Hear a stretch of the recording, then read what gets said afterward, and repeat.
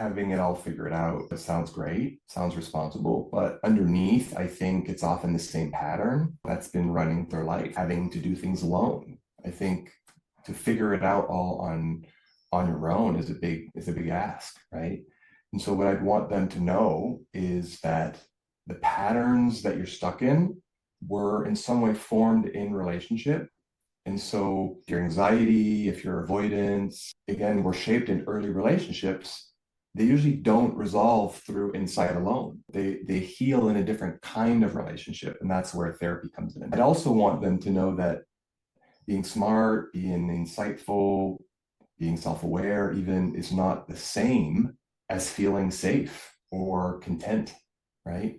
Many people consider therapy have most often they've read books, they understand their patterns, and yet they feel stuck because it isn't a knowledge problem, as we said earlier. It's an emotional and a nervous system pattern. I'd also tell them that, when they say, oh, I should have figured this out, or I should figure this out on my own, I would say maybe that's shame talking. And that usually forms early in life, maybe where your needs felt like a burden, or maybe you learn not to rely on others. Therapy is often the first place where you don't have to hold it all together or hold everything alone.